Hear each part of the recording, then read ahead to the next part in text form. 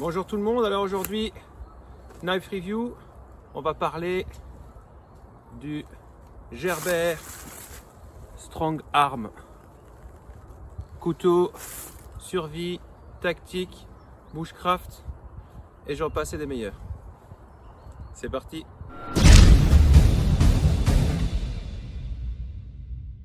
Alors un aperçu de la marque, hein. Donc Gerber pour les Français. C'est une marque qui a été créée aux États-Unis en 1939, donc ça remonte aussi. L'entreprise est basée à Portland, en Oregon, aux États-Unis bien entendu. Depuis toujours, ils sont spécialisés dans tout ce qui est couteau, pince multifonction, équipement pour l'extérieur. D'ailleurs, au niveau des pinces multifonctions Gerber, il y a énormément d'armées, dont notamment celle des États-Unis, qui depuis longtemps a fait confiance à la pince multifonction Gerber, hein, on va pas le dire tout le temps comme ça. Et donc c'est bien la preuve que c'est un gage de qualité. Alors sur l'entreprise, la chose importante qu'on peut dire aussi, c'est qu'elle fait partie de la société Fiskars. Donc oui, ces couteaux tactiques font partie de la société qui fait également les petits couteaux de camp dans le même style que les Mora et Ultaforce, mais Fiskars, les haches Fiskars, les scies Fiskars. Alors pour ceux qui font du bushcraft, vous en avez déjà très certainement utilisé. Honnêtement, au niveau rapport qualité-prix, même si les prix ont un peu augmenté avec l'inflation, c'est normal. Fiskars est quand même une très bonne marque. Alors il faut aimer les manches en composite, il faut aimer, on va dire, l'industriel, mais en tout cas c'est de l'industriel de qualité, que ce soit au niveau des grandes haches, des plus petites haches ou des scies pliantes. Donc voilà, ici Oregon, Portland, États-Unis, 1939. Alors ce qu'il faut retenir aussi de la marque, c'est qu'elle travaille avec des grands designers comme par exemple Hinderer, qui fait aussi pas mal de couteaux tactiques pour d'autres marques comme Ka-Bar, etc., qui donne une fois un peu sa touche à tout le monde. À Paris Hinderer, on a aussi un grand modèle Gerber qui a été réalisé par le colonel Rex Applegate, qui est aussi un couteau très célèbre, qu'on ne verra pas parce que je ne l'ai pas, mais qui porte également tout ça. Et alors bien sûr on a la fameuse gamme, qu'il y en a qui aiment et qui n'aiment pas, mais de Gerber, donc Gerber, de Bear Grylls l'aventurier. Alors il faut savoir que je possède moi-même des couteaux de Bear Grylls. Effectivement, pour moi il y en a, c'est vraiment de la daube. Il y en a 2-3 qui méritent votre attention, qu'on verra ultérieurement si j'y pense, mais dont notamment le Survival Knife, qui est un couteau à lame fixe, où là on a vraiment une bonne qualité, ce qui n'est pas du tout le même que son confrère qui lui ressemble exactement, mais qui n'est pas plein de soie et qui est plutôt gris au lieu d'être noir et qui casse en moins de 2. Et au niveau des pliants, il y a des pliants, c'est vraiment de la cacaille, et il y a 1 ou 2 pliants qui dans un EDC font tout à fait l'affaire. Ça c'était pour la marque, l'historique de la marque. Maintenant on va voir les spécificités de ce couteau avant les tests. Spécificité du Gerber, il les produit en lame full lisse et en lame semi-cératide. Alors, moi je préfère le lisse. J'avais d'abord acheté celui-là qui est très bien aussi au niveau survie, etc. Au niveau tactique, je préfère celui-ci. Mais il faut savoir que les deux modèles sont tout à fait possibles. Que à part le cératide, c'est vraiment exactement les mêmes lames, les mêmes étuis et les mêmes manches. Alors, justement, voilà. Au niveau donc du couteau ici, on est sur une longueur totale d'environ 25 cm, une lame de 12,7 cm, une hauteur de 3 cm, et alors une épaisseur, hop, comme tout bon couteau fixe, de 4,7 mm. Alors, c'est fait donc à Portland en Oregon, made in USA avec le numéro. Ici vous avez le logo Gerber. Alors l'acier c'est du 420 HC, alors c'est pas un buck, il n'y a pas le traitement thermique de Paul Boss, mais si vous allez voir notre ami Joe X qui massacre ce couteau, vous verrez que le traitement thermique est quand même vachement bien fait sur ce couteau-ci, en tout cas sur ce couteau-ci. Tous les couteaux Gerber ne se valent pas, mais sur ce couteau-ci le traitement thermique est vraiment top et vous verrez qu'il a vraiment du mal à le détruire. Alors on a un revêtement noir mat en céramique pour lutter contre la corrosion, parce qu'il n'est pas évidemment full inox. On a un manche en FRN, donc c'est quoi? C'est du nylon renforcé avec de la fibre de verre et un surmoulage en caoutchouc diamanté pour avoir une meilleure prise. Bien sûr, on est sur une lame de type drop point. Alors la soie est traversante, hein, c'est pas une plate semelle bien sûr. La soie est traversante et elle se termine avec un petit marteau en angle. Alors pour frapper éventuellement sur quelque chose ou sur quelqu'un, non je déconne, ça marche bien. Au niveau martelage, la surface, forcément comme elle est en pointe, est beaucoup trop petite. Donc voilà, pour briser une vitre, aucun problème. Pour le reste, ma foi, je ne vous le conseille pas. Alors il y en a beaucoup, notamment d'IBK sur leurs vidéos, qui se plaignent du manche en disant qu'il n'est pas confortable du tout. Alors il faut savoir ce qu'on veut, soit on veut un manche confort pour travailler toute la journée avec peut-être un risque que par moment ça glisse, soit on veut un manche ultra antidérapant qui tient sous la pluie, qui tient dans l'eau, dans la neige. Celui-ci c'est vraiment à des fins tactiques que je l'utilise, donc il ne doit pas être très grand. Et ensuite je dois pouvoir vraiment avoir une super bonne rétention dans la main, ce qui est le cas, que ce soit pour celui-ci ou pour son frère jumeau semi-cératide. Alors, semi-cératide, pourquoi? Parce que full cératide déjà c'est pas pratique en survie. Et ensuite, les serrations, comme je vous l'ai déjà expliqué, ça n'a qu'une seule utilité, couper les cordes. On verra tout à l'heure, on va passer celui-là sur une grosse corde et celui-là, on verra qui des deux, on va dire, arrive au bout de la corde plus facilement.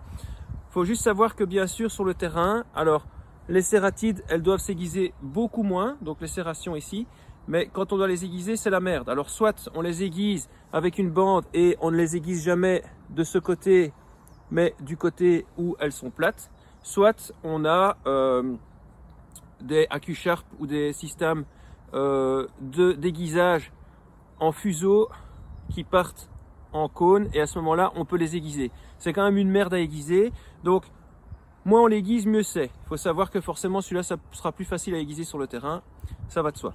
Voilà, alors ici vous avez le système d'attache ambidextre parce que ces couteaux sont parfaitement ambidextres et les étuis aussi, on va le voir tout de suite.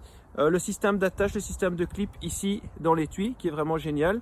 Vous avez une symétrie au niveau, on peut pas appeler ça du garde, mais en tout cas de la fin du manche.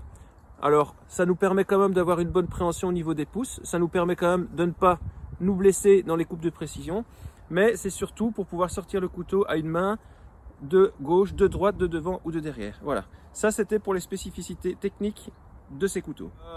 Le prix du couteau tourne aux alentours de celui-là, quand je l'ai acheté avant l'inflation, il était plus ou moins aux alentours de 90-90 euros. Celui-ci maintenant, lame lisse, est sur certains sites entre 110 et 120 euros. Inflation oblige. Alors, ce qu'il y a d'extraordinaire avec ce couteau, outre le fait qu'il soit passe-partout et qu'il soit quand même assez discret, c'est son étui. Alors, jusque-là, un étui plastique thermoformé, traditionnel, on va dire ça comme ça, avec toujours la petite évacuation pour l'eau. Mais là où c'est génial avec ce couteau-ci, c'est qu'on a 3 systèmes de port, que ce soit gaucher, droitier. On peut l'avoir en système de port traditionnel vertical. Et ici, on a un système de pression qu'on peut défaire facilement. Voilà, hop, ici. Quand je dis facilement, il faut d'abord que je défasse ici. Donc ça, c'est ce qui tient le couteau. Et ensuite, ici, on a un deuxième système de pression qu'on peut retirer, et une fois qu'on le retire, je vais retirer le couteau pour vous montrer. Voilà, une fois qu'on retire ici, on se retrouve avec l'étui simple. Alors, si j'ai envie de le mettre en système molle, eh bien, je vais reprendre ici la sangle qu'il y a de ce côté-ci pour pouvoir l'accrocher en système molle. J'aime pas trop avoir un grand bazar comme ça sur un gilet pare-balles ou sur un sac, parce que quand même c'est pas très discret, mais au cas où il y a possibilité en système molle. Mais alors le deuxième système génial, c'est le Scoot Carry, donc en port horizontal. Ici c'est très simple, vous avez l'étui d'origine et vous avez cette petite pièce là qui est livrée avec. Il suffit juste de venir la clipser, hop, dedans ici, voilà. Et ici, j'ai mon attache Gerber que je viens tout bêtement enfoncer et faire ressortir de l'autre côté par les deux tutes qu'il y a ici. À ce moment-là, j'ai plus qu'à passer ma ceinture dedans et ici, eh bien, j'ai mon port horizontal. Alors, pour un couteau de ce gabarit-là et de ce prix-là, c'est quand même exceptionnel qu'on ait une diversité de ports. Bien sûr, vous avez aussi les sangles, si vous voulez l'attacher à une cuisse ou à une botte ou à un sac autrement. On a aussi les petits trous si vous voulez rajouter de la paracord, peu importe. Et donc, comme je vous disais, étui ambidextre, on peut le sortir comme ça, le remettre comme ça, le sortir comme ça, le remettre comme ça. Ici, on a une petite crénelure qui nous permet l'ouverture à 1 pouce. Et donc ici, eh bien, le moulage ici FNRN vient parfaitement se glisser dans le moulage en plastique pour avoir une rétention magnifique. Alors vous entendez, il y a un petit cliquetis, mais ça ne tombe pas. Et pourtant, Dieu sait si je l'ai déjà malmené. Voilà, donc l'étui ici, 3 ports, port horizontal, vertical, gaucher, droitier, port molle et scoot carry. Alors ici, ce que je vous ai pas spécifié, puisque ça se voit, c'est qu'il y a une belle arête à 90%, 90 degrés. Est-ce qu'avec le coating comme ça marche, ou est-ce que comme sur les SI, ça marche pas? On va le voir tout de suite.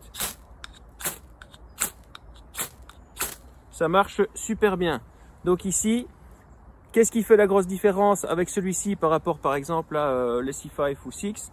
C'est que le revêtement est en céramique, hein, donc c'est pas un coating tactique, ça l'est quand même puisque c'est mat, mais il n'est pas aussi épais que celui d'autres marques, et donc ici on a quand même ce côté très saillant qui nous permet de décrocher des bonnes étincelles.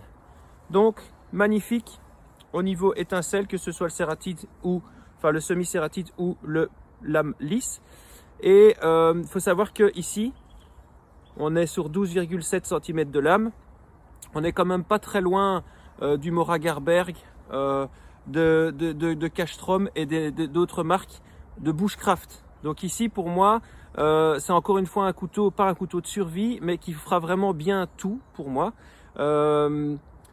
Et il ne sera pas exceptionnel en quelque chose, mais il fera bien tout. Et que ce soit au niveau tactique, en port voilà, discret, pour, on va dire, attaquer un cochon en rue, il est vraiment bien, il est vraiment efficace. Sa pointe, qui est assez épaisse et très dure, vous pouvez demander à Joe X, elle rentre partout et on peut faire levier avec, donc ça reste quand même au niveau survie urbaine un bon. Il est très discret, il est très fin et très facilement dissimulable. Et alors, il est également, hop, je ne sais pas si on va le voir ici, il est également équilibré. Et donc, pour ceux qui aiment le lancer de couteau, on verra tout à l'heure qu'avec un comme ça, c'est tout à fait possible, même si on ne lance pas un couteau qui n'est pas un couteau de lancer. Bref, c'est possible. Au niveau de la couleur, eh bien celui-ci, moi je le garde plus pour le bushcraft, hein. Comme je vous ai dit, comme la lame est pas très grande, on peut faire des coupes de précision, on peut faire du wood carving avec. Et son ami Black, celui-là, il est plus sur moi au niveau urbain. Voilà.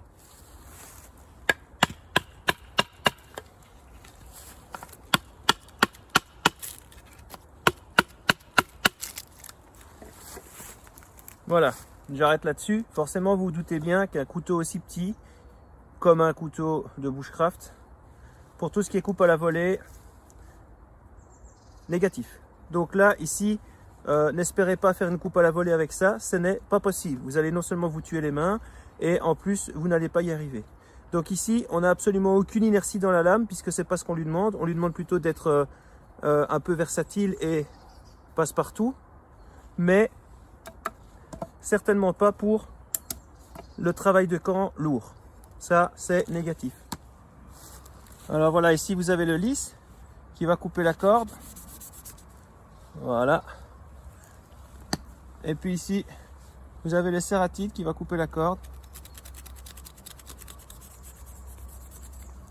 Voilà. Alors, vous pouvez voir que au niveau de la précision, c'est quasi la même chose. Juste que celui-là, ici, bon, le noir, il est en sortie de boîte. Il est vraiment très aiguisé. L'autre, moins. Ici, pour l'instant, les deux sont, on va dire, égaux au niveau de la coupe de corde, qui est quand même une bonne épaisseur. Celui-ci, par contre, sur le terrain, quand la lame ne sera plus aiguisée, mais que j'aurai toujours les serratides, eh bien c'est là qu'on verra la grosse différence pour la découpe de corde. Alors vous voyez qu'ici, voilà, ici, celui-là n'est plus aiguisé depuis un petit temps.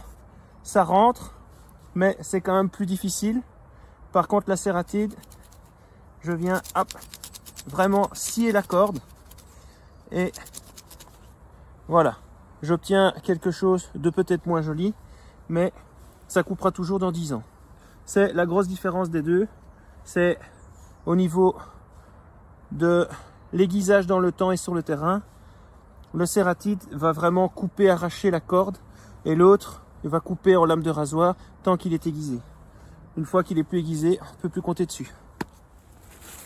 Alors au niveau taille de bois, ben forcément ça fait le travail. Ici, voilà, on est sur déjà quand même une grosse portion qui est assez sèche aussi, donc qui n'est pas facile à faire. Alors pourquoi est-ce que j'aime pas trop le serratide sur le terrain?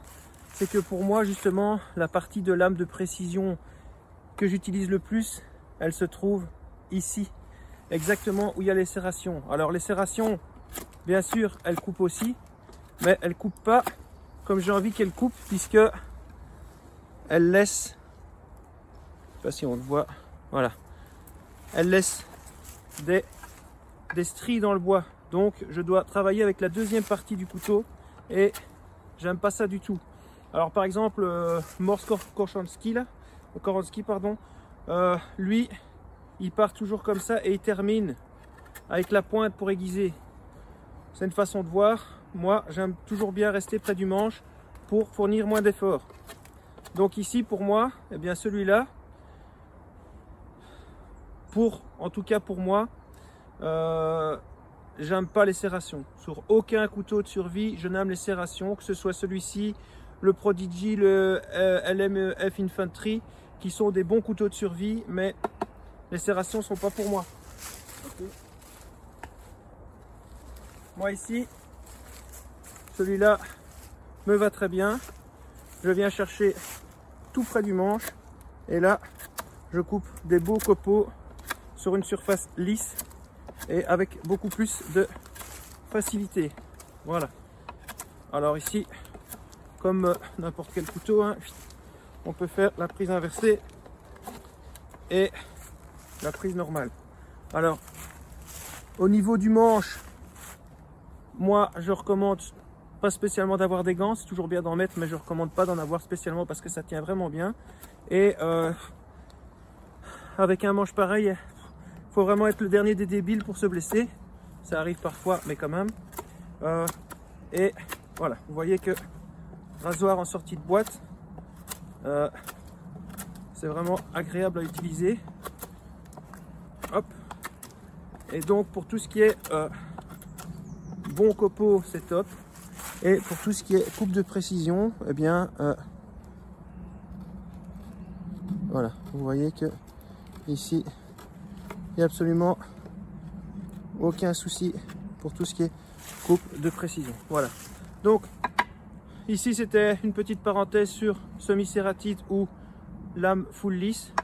Moi je préfère toujours les full lisses. Il y en a qui ne jurent que par les semi-serratides, moi je ne jure que par les lisses. Voilà, alors ici je vais vous montrer le pied après. Il s'agit bien sûr d'un arbre qui est en train de mourir, sinon je ne vais pas m'amuser avec. Vous voyez que ici, pour tout ce qui est lancé de couteau, que ce soit en rapproché, éloigné ou sans rotation, il est vraiment génial aussi. Donc pourquoi s'en priver, j'ai envie de dire. Celui-ci, comme il a un manche qui est super adhérent à la soie, il n'y a pas de risque d'avoir des cliquetis après quand vous l'utilisez. Donc pourquoi s'en priver?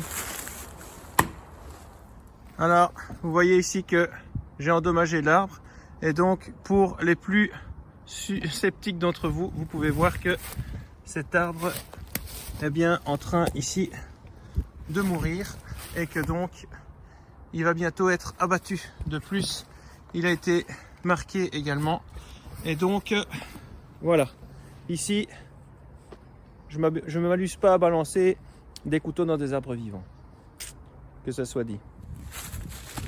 Alors avantage aussi d'un port Scout Carry dorsal, c'est aussi la discrétion.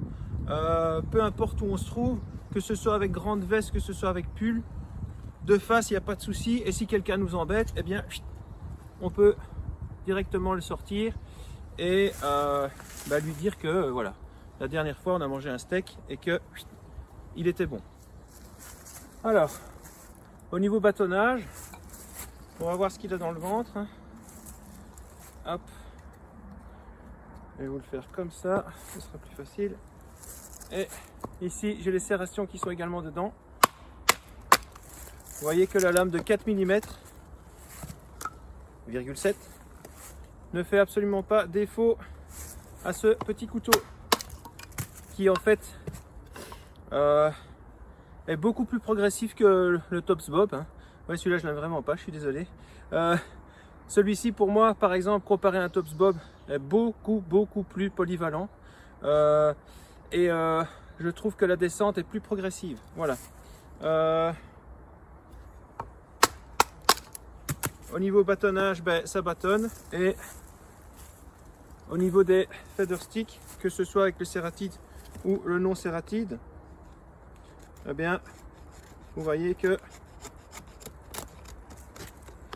il y a moyen de faire un peu ce qu'on veut. Bon, ici je vais faire la trache, mais il y a moyen de faire mieux. Voilà.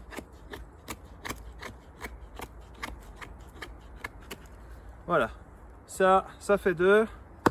Alors bien sûr ici, comme j'ai expliqué, c'est un couteau polyvalent. C'est un couteau pour moi qui est même peut-être plus tactique et plus urbain que nature.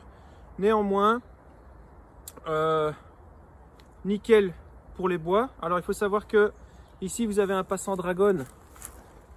Voilà. Alors le passant dragon et l'émergence bilatérale du manche ici peut vous permettre par exemple de fixer le bout du couteau ici et là pour faire un harpon, une lance, que ce soit au niveau défense personnelle contre des gros ours qui vous attaqueraient, ou que ce soit au niveau attaque de petits poissons dans les rivières, bien sûr. Voilà, donc ça ici, vraiment polyvalence géniale. J'ai pas grand chose de négatif à dire sur ce couteau, très solide. Le 420 HC, honnêtement, depuis que j'ai les bucks et celui-ci, je ne vais pas dire que je deviens amoureux du 420 HC, mais franchement, il ne mérite pas, je trouve, sa sous-évaluation par rapport à des L-Max ou des S35 et compagnie, qui sont des lames de Bourges, mais qui au final ne sont pas beaucoup plus solides au niveau de la torsion. Ça, c'est mon avis en tout cas. Donc, excellent couteau, aux alentours de 100 €. 3 types de ports, vraiment géniaux. Le couteau est balancé, pas de souci au niveau de l'utilisation comme ça. Et alors, très discret en port Scout Carry ou autre. Donc vraiment, Firesteel génial. À part les grosses tâches de camp pour lesquelles il n'est pas fait.